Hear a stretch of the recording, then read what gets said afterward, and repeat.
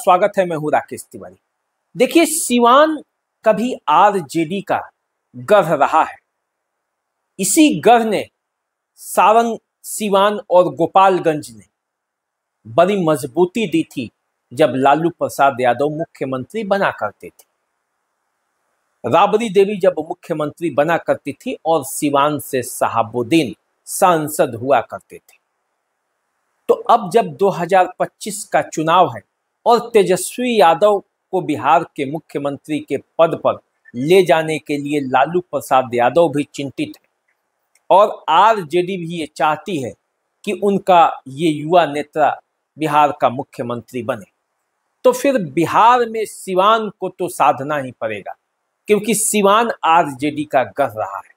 तो क्या उस सिवान में महागठबंधन ने जिन जिन प्रत्याशियों को चुनावी मैदान में उतारा है, क्या वे सधे हुए हैं? बरहरिया, गुरियाकोठी और महाराजगंज, इन 3 विधानसभा क्षेत्रों में तेजस्वी से भूल हुई है या ये उनके रणनीति का हिस्सा है? तीनों जगह जो प्रत्याशी हैं उनको लेकर चर्चा है, क्योंकि तीनों जगह नए प्रत्याशी हैं। 2 ब्राह्मणों का टिकट काट दिया गया और 2 वैश्य को चुनावी मैदान में लाया गया। इसके बाद गुरियाकोठी क्षेत्र से कुशवाहा का टिकट काट दिया गया और एक अल्पसंख्यक को लाया गया।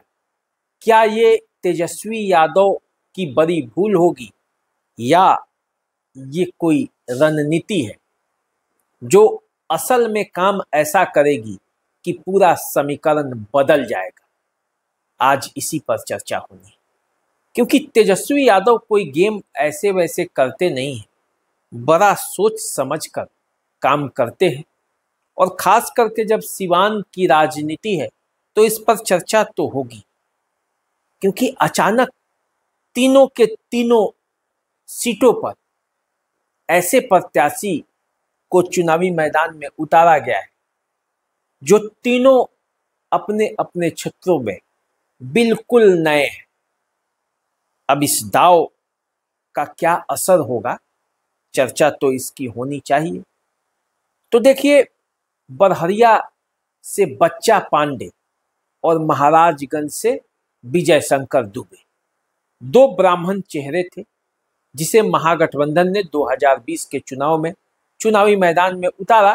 तो लोग सोचने लगे कि एनडीए का कोर वोटर ब्राह्मण है और उस कोर वोटर वाले एनडीए ने किसी भी ब्राह्मण को कैंडिडेट नहीं बनाया, लेकिन आरजेडी ने 2 लोगों को, यानी महागठबंधन ने, एक कांग्रेस और एक आरजेडी ने 2 लोगों को चुनावी मैदान में उतारा है। क्या ये जीत पाएंगे? लेकिन परिणाम आपने देखा, बरहरिया से बच्चा पांडे और महाराजगंज से विजय शंकर दुबे दोनों जीत गए। तो ये समीकरण तो आरजेडी के उल्टा था। देखने में दूर से जब लोग देखेंगे तो उनको यही लगेगा। इस बार उन दोनों जगहों पर बरहरिया से बच्चा पांडे का टिकट कटा और महाराजगंज से विजय शंकर दुबे का, और 2 वैश्य समुदाय के लोगों को उतारा गया। अब ये रणनीति और ये राजनीति समझना होगा। गुरियाकोठी, जहां से नूतन वर्मा, और ये माना जा रहा था कि ये कुशवाहा का बेल्ट है, कम से कम एक पार्टी, एक गठबंधन तो उनको मौका देगी, लेकिन किसी ने नहीं दिया। इंद्रदेव प्रसाद वहां से लगातार जीतते रहे हैं। इंद्रदेव प्रसाद के बाद वहां से दावेदारी नूतन वर्मा की हुई, मुन्ना वर्मा की, स्वर्गीय मुन्ना वर्मा की पत्नी। राजनीतिक में अच्छी खासी पकड़, धमक चमक, वर्मा ट्रांसपोर्ट आप जानते हैं, उनको भी नहीं मिला। आरजेडी के जिलाध्यक्ष विपिन कुशवाहा, वे बड़े दावे के साथ यहां आए, उनको भी नहीं मिला। अंततः उन्होंने इस्तीफा दे दिया है आरजेडी के जिलाध्यक्ष पद से और प्राथमिक सदस्यता से। माना जा रहा है कि कुशवाहा समुदाय जो है नाराज है। गुड़िया कोठी में कुशवाहा समुदाय नाराज है, लेकिन सवाल ये है कि नाराज होकर जाए तो कहां जाए। सबसे बड़ा सवाल ये है, और इसीलिए हम चर्चा करेंगे कि आखिर क्या क्या सोचे तेजस्वी यादव और किन बिंदुओं पर इसकी बात हुई। अब देखिए, जो रघुनाथपुर और सिवान ये 2 सीट है, इस पर तो आरजेडी ने अपना एकदम पक्का उम्मीदवार उतारा है, इसमें कोई दो राय नहीं। रघुनाथपुर में ओसामा साहब से बड़ा लड़ाका कोई आरजेडी के लिए हो नहीं सकता था, और सिवान में अवध बिहारी चौधरी से बड़ा कोई आरजेडी के लिए प्रत्याशी हो नहीं सकता था। दोनों जगह एकदम परफेक्ट।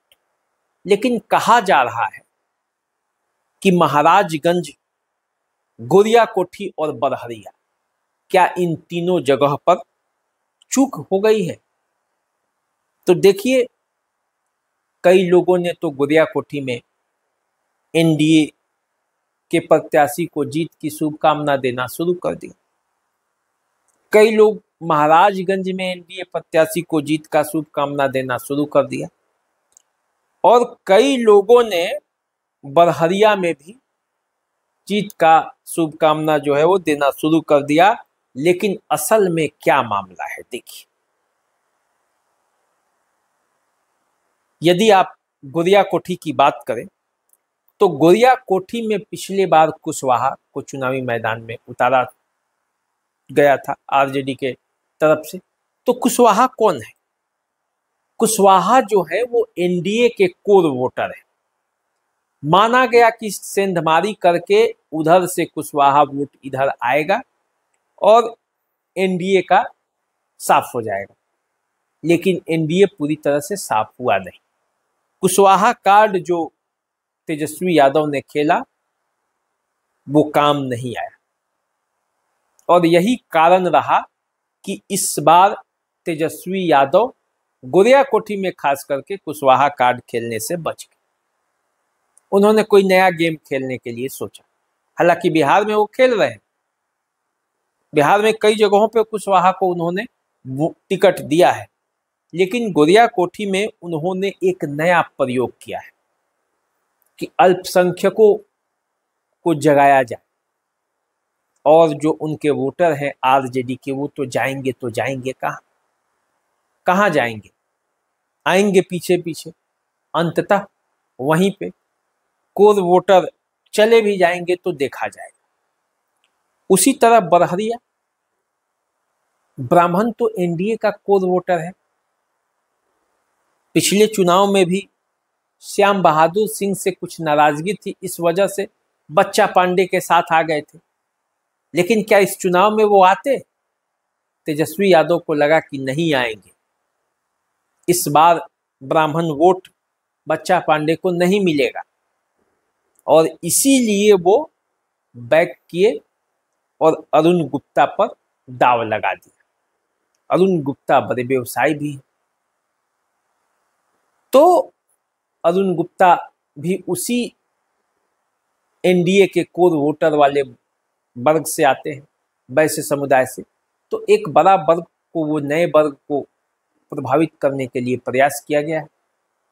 तो देखिए वो जो रणनीति है तेजस्वी यादव की, वो कितनी सफल होती है। अब महाराजगंज में भी ब्राह्मण का टिकट काट कर वैश्य को समुदाय दिया गया है। अब देखिए, महाराजगंज की लड़ाई थोड़ी अलग है। यहाँ पे पहले से एनडीए वैश्य को चुनावी मैदान में उतारा है। एनडीए के कोर वोटर उसके साथ तो रहेंगे ही, वैश्य वोट जो एनडीए का कोर वोटर है वो एक अलग से। अब बाहरी प्रत्याशी होने का भी एक दबाव है, तो ब्राह्मण को काट कर यहाँ भी वैश्य वोट उम्मीदवार को देकर क्या ये साधने का प्रयास किया गया है कि उधर से कुछ वोट लाया जाए, क्योंकि तेजस्वी यादव को ये भनक थी कि हर हाल में नीतीश द्विवेदी चुनावी मैदान में उतरेंगे। और ऐसे में उन्होंने सोचा कि आरजेडी से भी यदि ब्राह्मण मतदाता को ही उतारा जाए तो नाराजगी तो पहले से ही कुछ हासिल होगा नहीं, तो इसलिए क्या उन्होंने वैसे पे दाव लगाया। या दूसरा जो ये बातें हैं कि तेजस्वी के वो बड़े मित्र हैं, तो मित्र को तो चुनाव लड़ाना ही था, चाहे परिस्थितियां जो हो। तो देखिए, इन 3 सीटों में जो गुना गणित करके तेजस्वी यादव ने टिकट दिया है, और इन टिकटों पर जैसे कि गोरियाकोठी और बरहरिया में हिना साहब की सहमति भी होगी, तो क्या इन पूरे इलाकों में जो ये 3 सीटें हैं, इन 3 सीटों पर तेजस्वी यादव की रणनीति काम आएगी या उनसे भारी भूल हो गया है। क्योंकि जो गोरियाकोठी के कैंडिडेट हैं आरजेडी के, अनवारुल हक दरबार, वो उस परिवार से आते हैं जिनकी सीवान में राजनीतिक हैसियत बड़ी है। दरबार सिनेमा का नाम आपने सुना होगा, वहाँ का चाट भी आपने खाया होगा।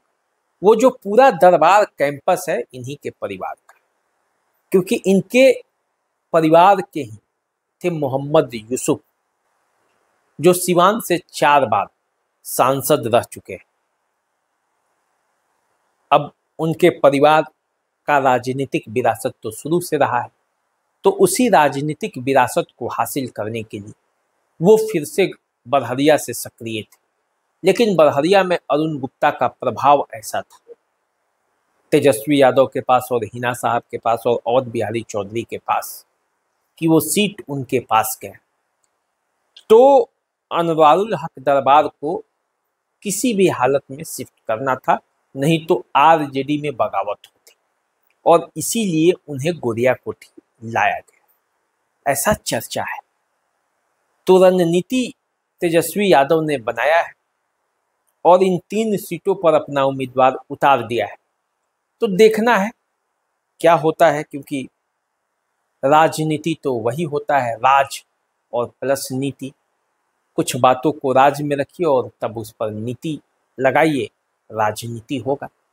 तो चलिए, उनकी राजनीति को जनता कितना समझती है, उसका कितना समर्थन प्राप्त होता है, आने वाले समय में पता चलेगा। लेकिन फिलहाल बरहरिया, गोरियाकोठी और महाराजगंज में तेजस्वी से भूल हुई है या उनकी कोई रणनीति काम कर रही है, ये रिजल्ट के बाद पता चलेगा। अभी दीजिए इजाजत, चैनल को सब्सक्राइब कर लीजिए, फेसबुक इंस्टाग्राम पर फॉलो कीजिए। नमस्कार।